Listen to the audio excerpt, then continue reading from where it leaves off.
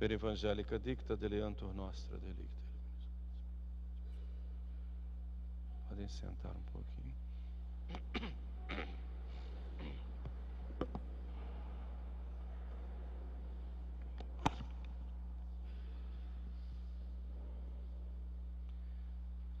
Toda a liturgia de hoje, como eu disse no início, é um grande canto de ação de graças a Deus, ao amor de Deus. O amor de Deus que se manifesta primeiro na criação, criou por amor, depois na redenção, enviando seu Filho ao mundo para salvar a humanidade, e por fim vai ao extremo do amor, quando ele, não satisfeito em derramar o seu sangue até a última gota pelos nossos pecados, ele se faz nosso alimento. E é nesse contexto do amor que ele institui o sacramento e sacrifício da Eucaristia. Eucaristia, que é este manjar servido aos homens, que é este alimento para o qual todos nós somos convidados. Um homem preparou um banquete das núpcias de seu filho, e esse banquete é preparado pelo Pai, das núpcias do seu filho com a igreja, e o alimento deste banquete é, sobretudo, a Eucaristia.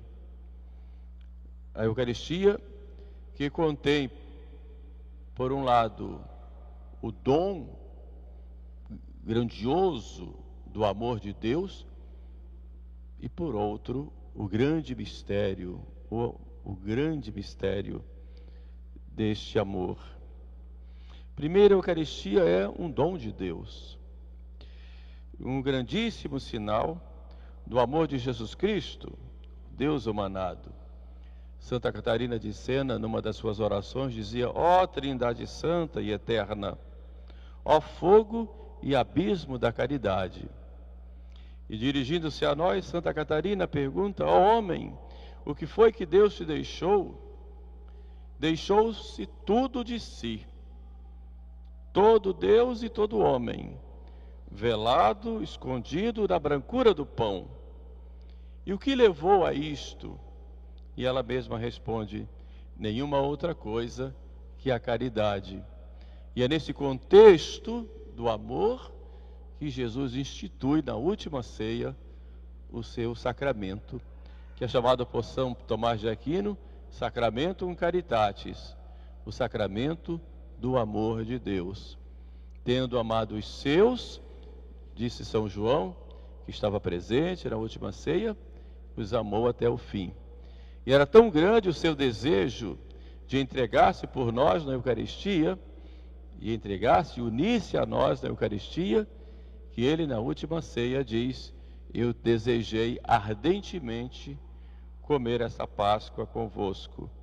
Tendo amado os seus, o amou até o fim.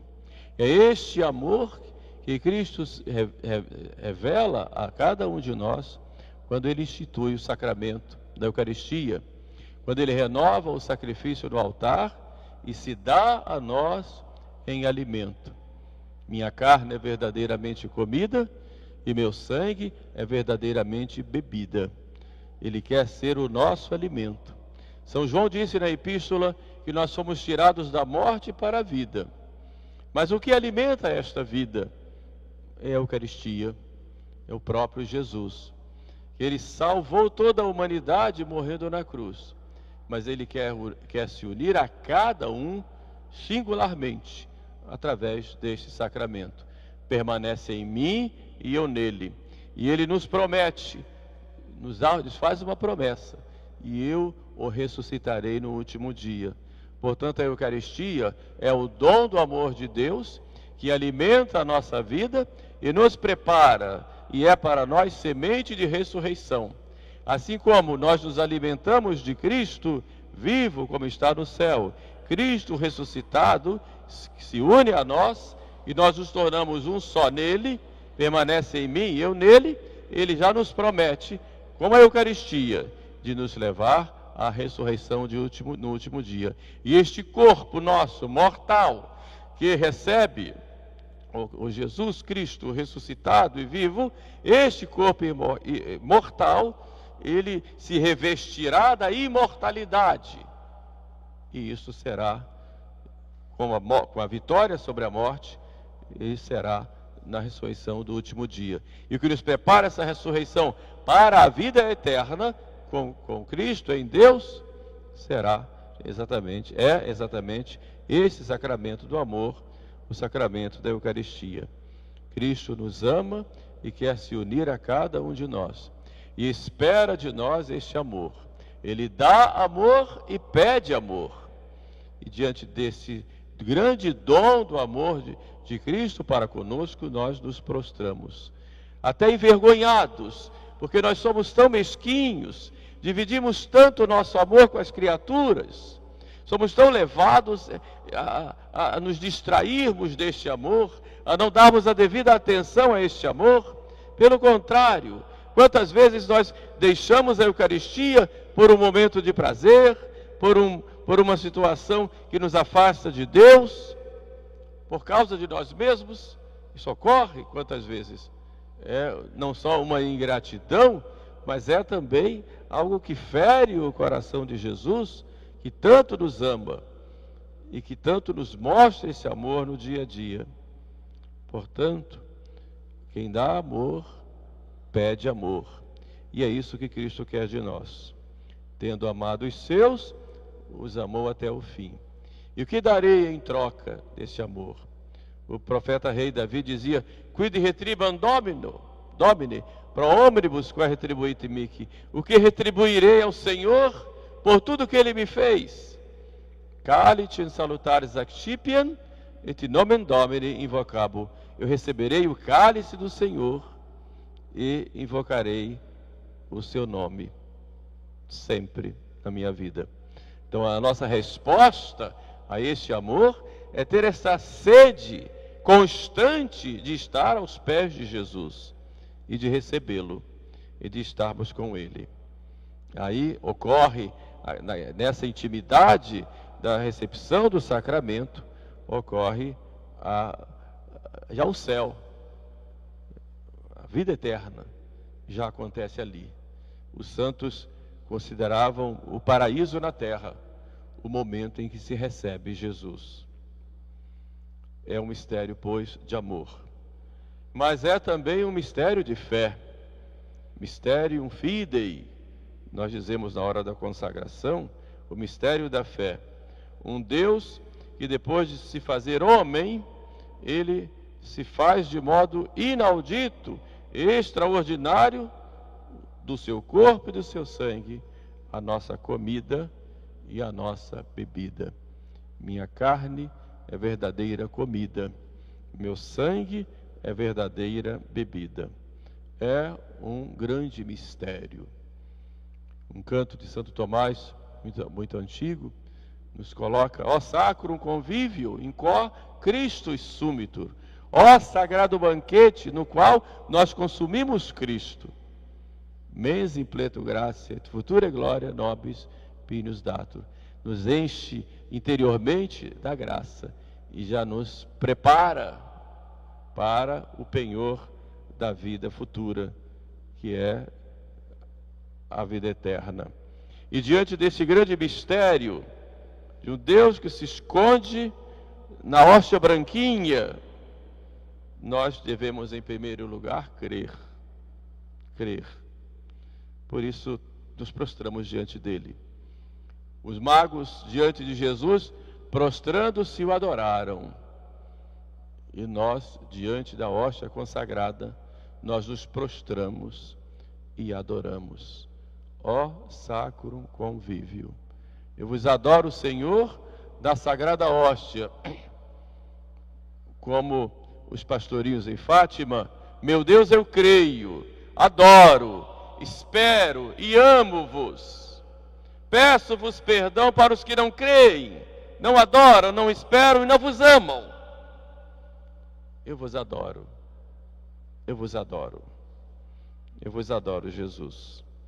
E esse adorar é uma prostração, não só física, mas a prostração de todo o meu ser. Eu vos adoro, eu me entrego totalmente. Eu vos adoro, meu trabalho é teu. Eu vos adoro, minha vida é tua. Eu vos adoro, meu coração é teu. Meus projetos, tudo, tudo, tudo. Eu vos adoro e me prostro.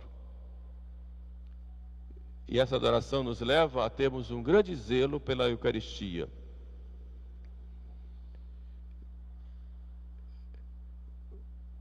Diante da Eucaristia, nós nos calamos.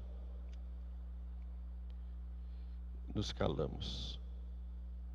No altar da cruz, não havia palavras,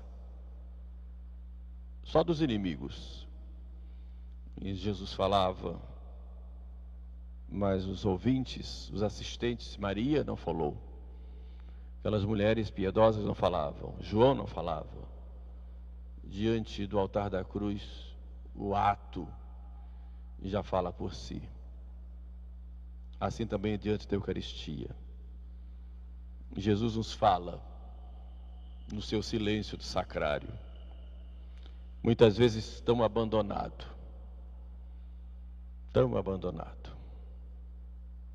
Nossas igrejas vazias. Nossos sacrários solitários. É um mistério para se crer. Eu creio, Senhor. Mas é um mistério também para ser celebrado. E a celebração, ela tem o seu ápice no santo sacrifício da missa.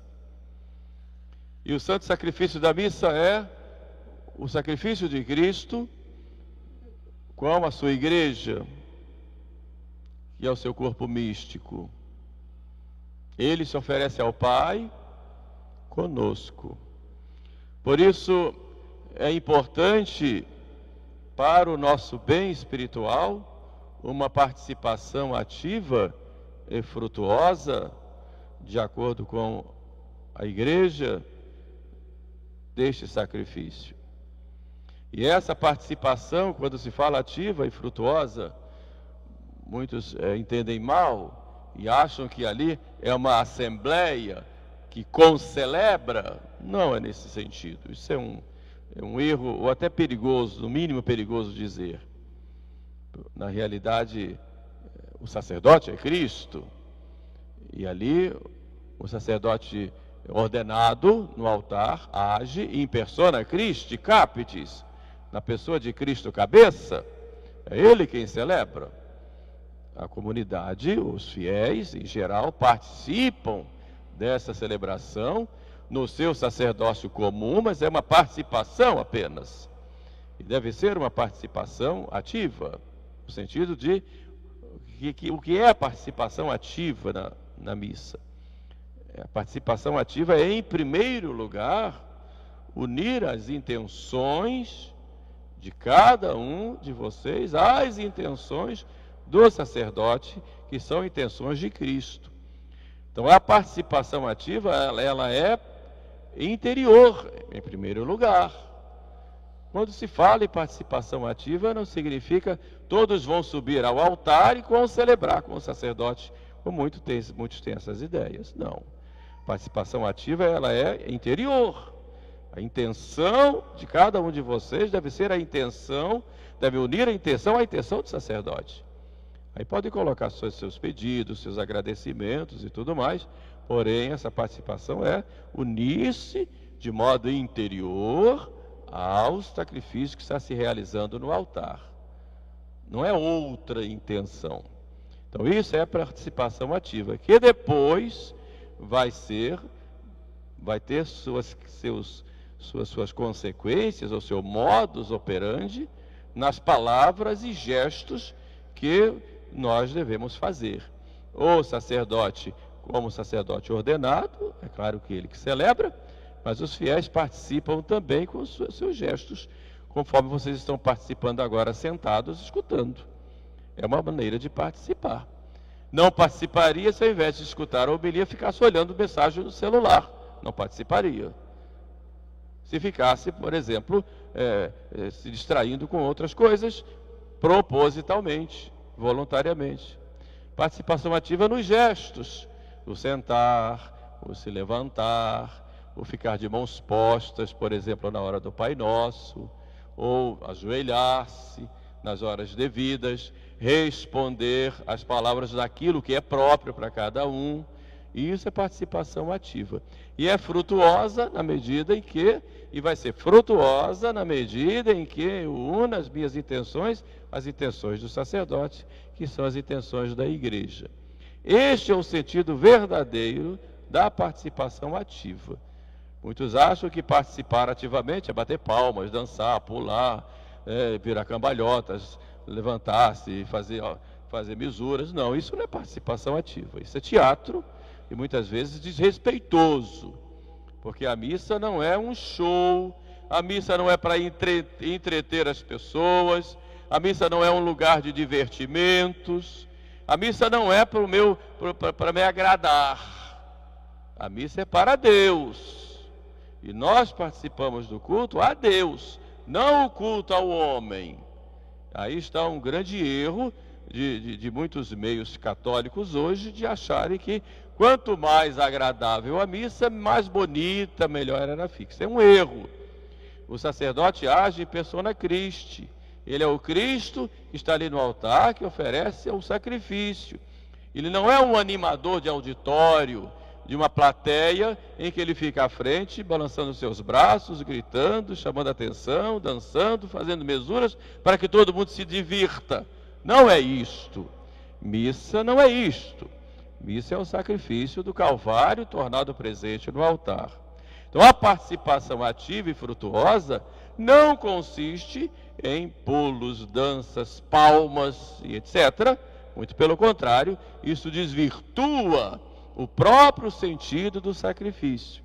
Isso não quer dizer que vamos ter que a missa é um ato triste. Não, é um ato sério, mas não é triste. Vamos ficar chorando. Claro que não, que tem a graça, muito bem, o dom das lágrimas, mas eu quero dizer que é um ato sério, um ato do sacrifício, e participamos como algo sério, sério.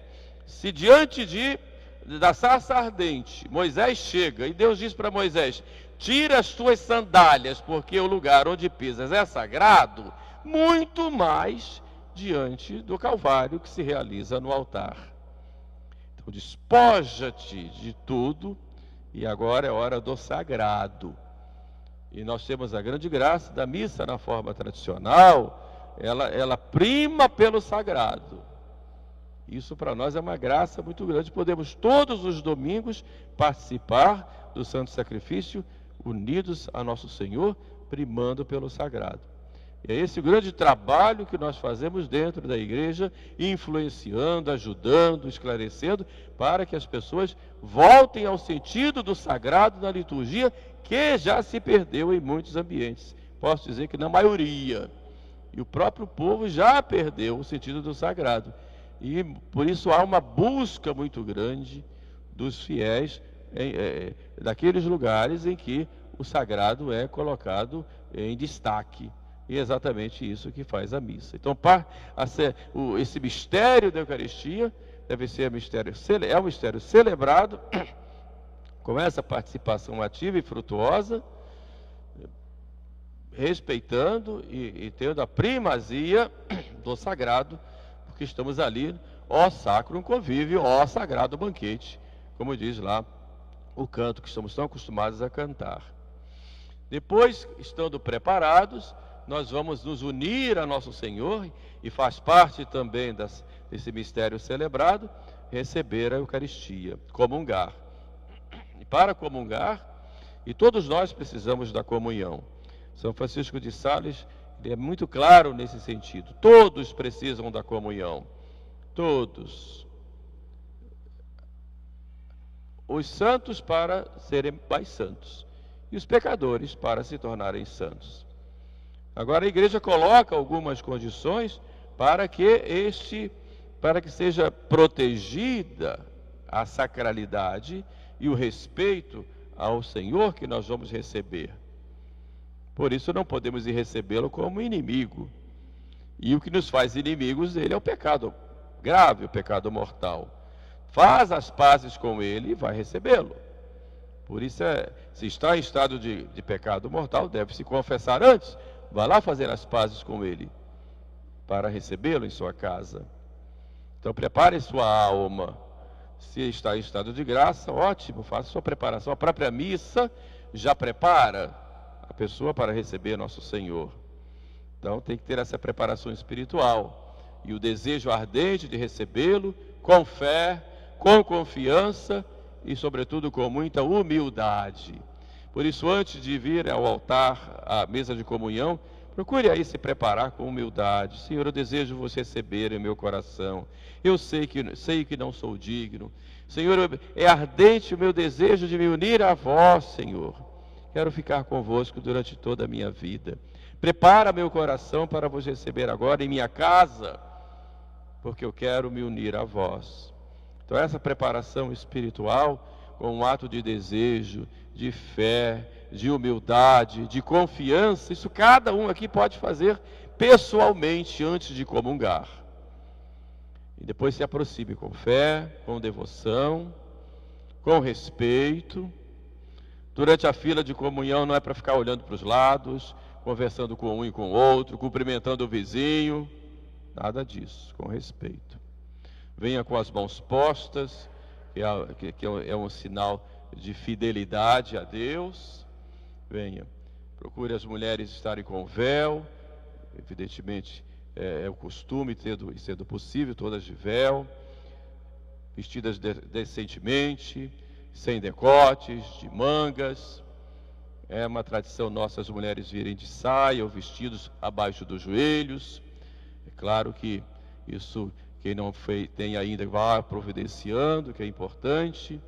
Depois, comungue, se ajoelhe, faça a genuflexão, podendo, né? Depois se ajoelhe, recebe a comunhão, se levante, vá para o seu lugar para fazer ação de graças. Tendo jejum de 1 hora, pelo menos, antes da comunhão. Depois vá, comungue e vá fazer a sua ação de graça, a conversar com o nosso Senhor, para ficar com Ele. É um mistério a ser celebrado. Mas depois também é um mistério para ser vivido. O mistério que nos transforma no amor. Então eu vou sair daqui transformado. Vou sair com mais vida. E vou colocar esta vida, este amor, aí fora. No meu convívio com as pessoas. No meu trato com os meus amigos, com os meus familiares. Mas também olhando sobretudo as necessidades dos outros. Eu recebi este alimento e vou lá passar. Seja o alimento material, físico, como nos deixa bem claro São João na epístola de hoje. Como vai estar o amor no seu coração se você vê o irmão passando necessidade e não faz nada? Como vai estar esse amor se você mata o seu irmão quando você o maltrata, quando o ofende? Então esse amor deve ser levado lá fora, no dia a dia. Mas também o amor expresso no auxílio, do alimento espiritual que vamos dar aos nossos irmãos. Pelo nosso testemunho de fé e pelas nossas palavras simples, diretas, mas simples e sem arrogância. Nós não somos melhores do que eles. Então esse mistério vai ser um mistério também vivido. É um mistério para se crer, um mistério para se celebrar e um mistério para se viver. Ó Sacrum Convívio. A igreja, então, nesses dias nos convida a meditar mais sobre esse grande mistério que é a Eucaristia e agradecer a Deus esse dom. Nós vos damos graças, ó Deus, por todos os vossos benefícios.